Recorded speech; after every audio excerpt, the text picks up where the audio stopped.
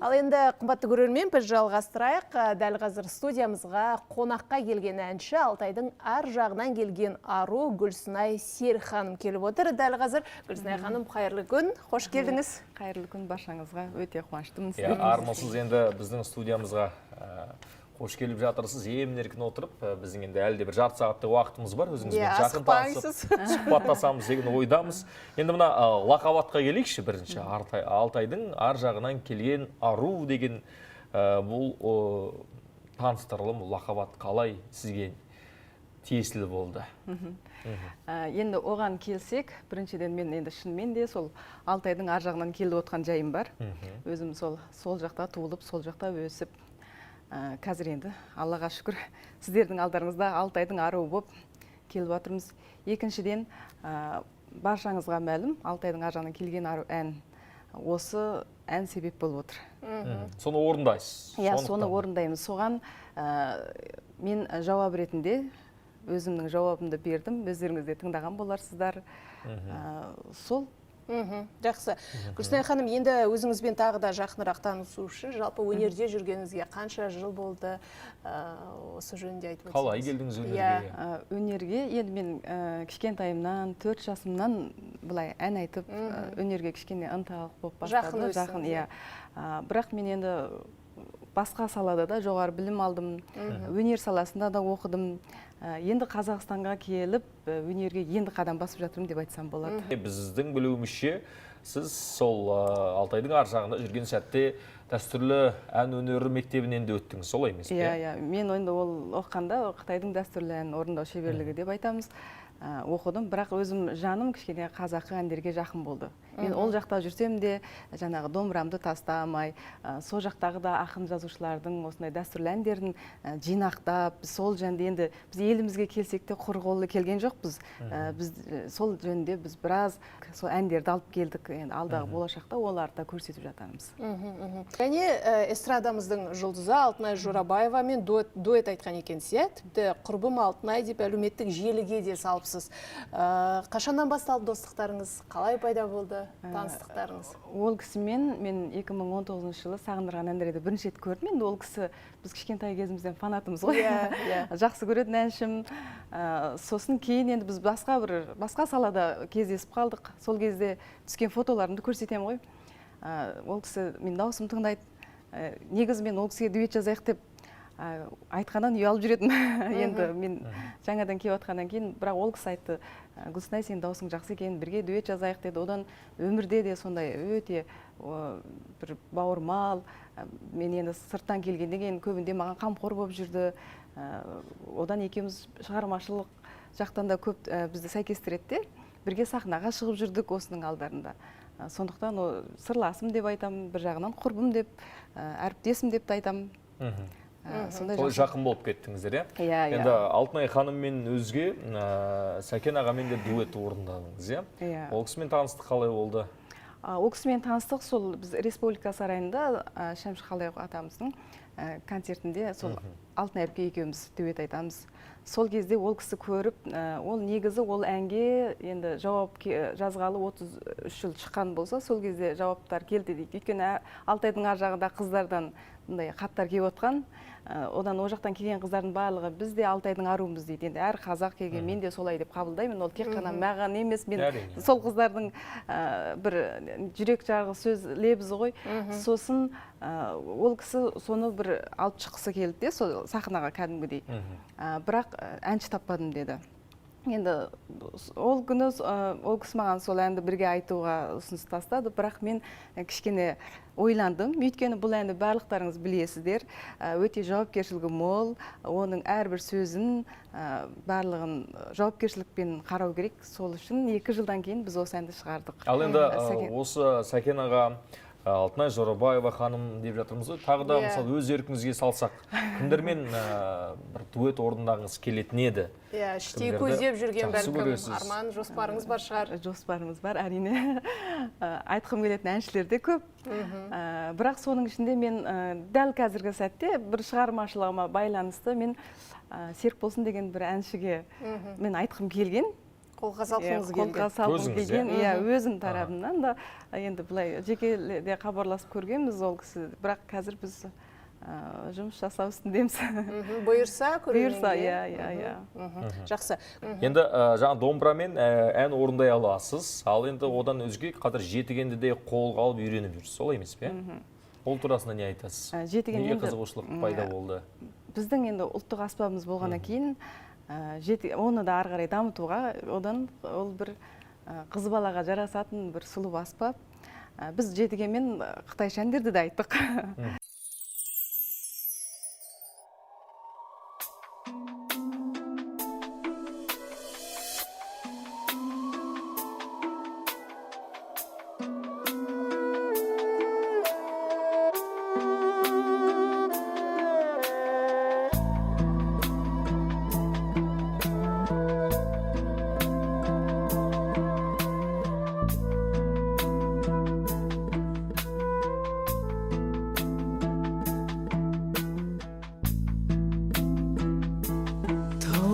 Жер қандай көркем, мөлдіреген желегім, желмен ойнап желбіреген, аралап күндіз түні жүрсем шамай ет жүрегім, ел жүрегім.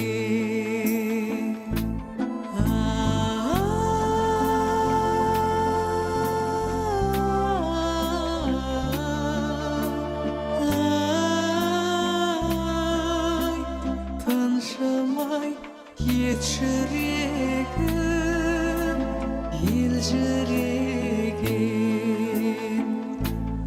Ыстық ақ бүлдіргенді өзендерің саяңда, сайрап өскен өрендерің, мен едім соның бірі.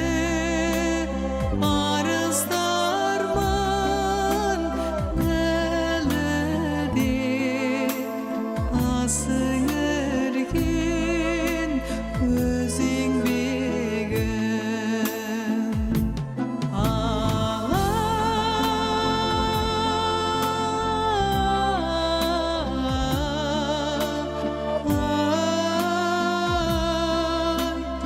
Әлі де сіңірген өз еңбегім.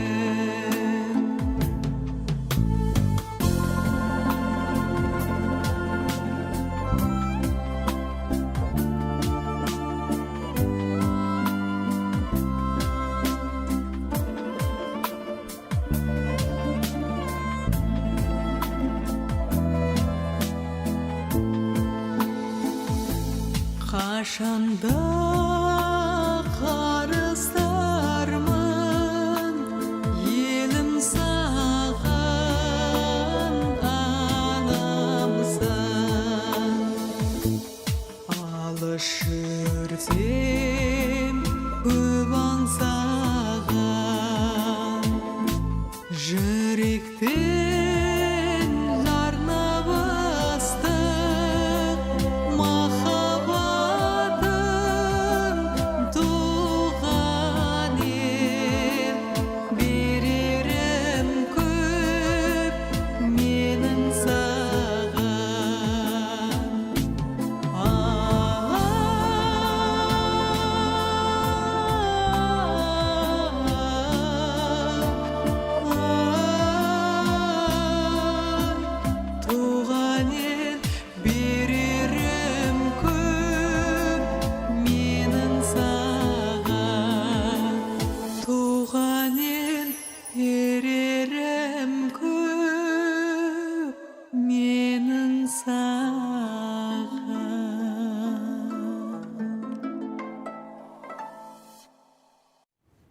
Қымбатты көрермен, біз тікелей эфирдегі жұмысымызды жалғастырамыз. Студиямызда қонақта Алтайдың ар жағынан келген Ару Гүлсінай Серік ханым жаңа ғана өздеріңізге туған ел әнін сыйға тартты. Сұхбатымызды жалғастырайық. Қос шырақ, құстар әні, өткен күндер, туған күн, угай-угай, құрмай. Осындай бір тамаша әндердің сіздің ән қоржыныңызда бар екенін білеміз. Жалпы осыған қатысты сұрақ, қазіргі таңда ән қоржыныңызда бас аяғы неше ән бар? Оның құрылымына енді қатты мән бересіз бе, қандай әндерді орындаған жаныңызға жағады деген? Әндер көп, енді бірақ менің әндерім, мысалы, жаңа эстрада бағытта да бар, дәстүрлі де бар. Мен енді әннің таңдағанда оның сөзіне де мән берем, әуеніне де қарайым дегендейін.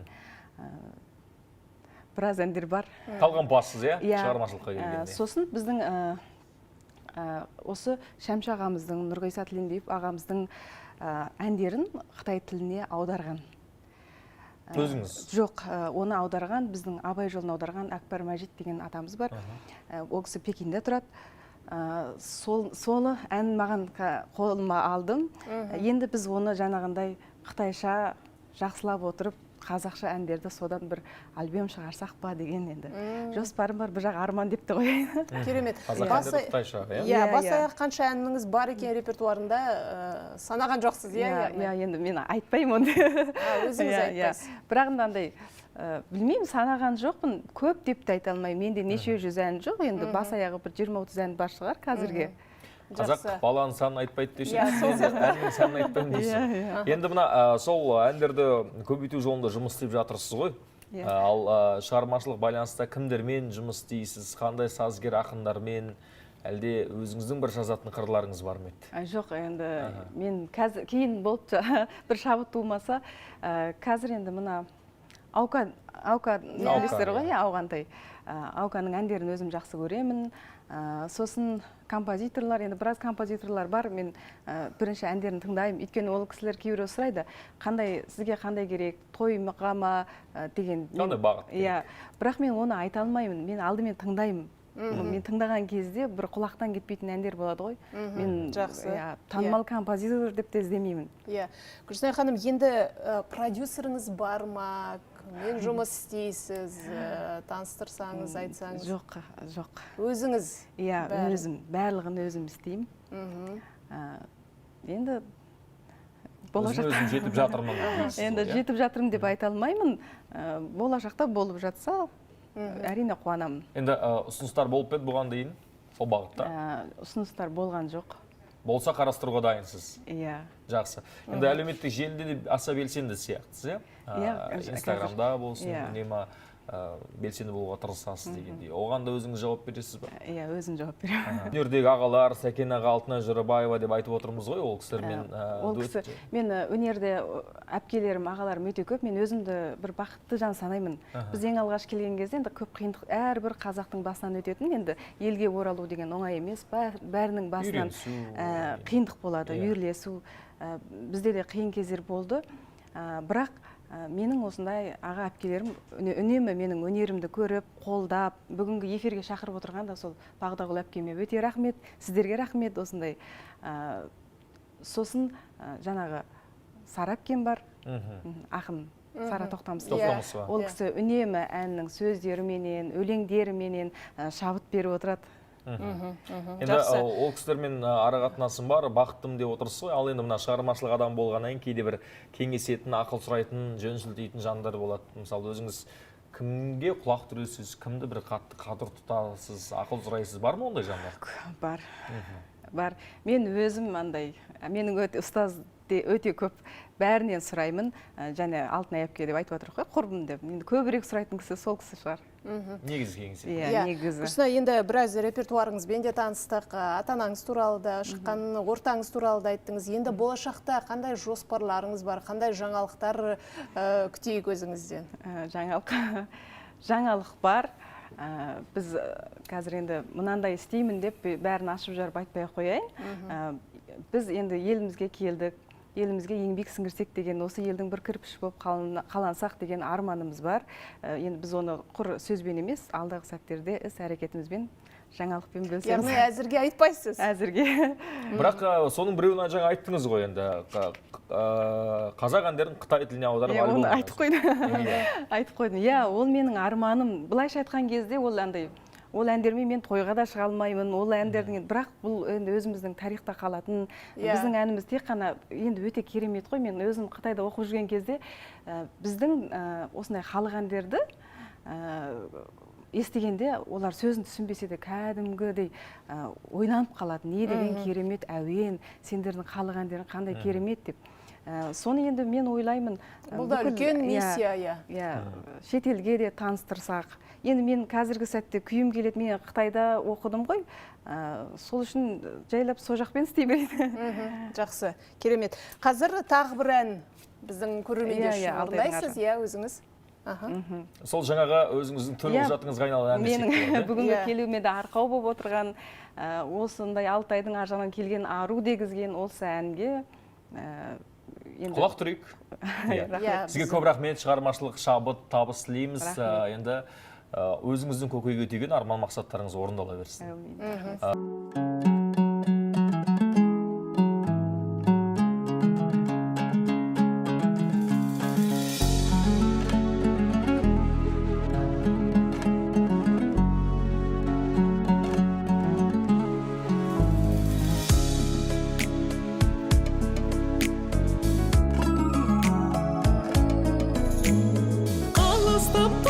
жерден қапияда бой жеттім елден жарақ жат ұяда шіркін мөлдіреп жанарым-ай жалт ете қарадым-ай аға жан бар ма менің амалым-ай аққу боп кетсем отанға жетсем деймін, сағыныш шерімден мен төксем деймін. Алтайдың аржағынан әнім жетсін, сағыныш өзегімді айталып жетсін шіркін. Ағиық қыран аға, ақ пейіл жүрән қала алмадым, кінәлама. Аққу боп кетсем деймін, отанға жетсем деймін, сағыныш шерімден мен төксем деймін.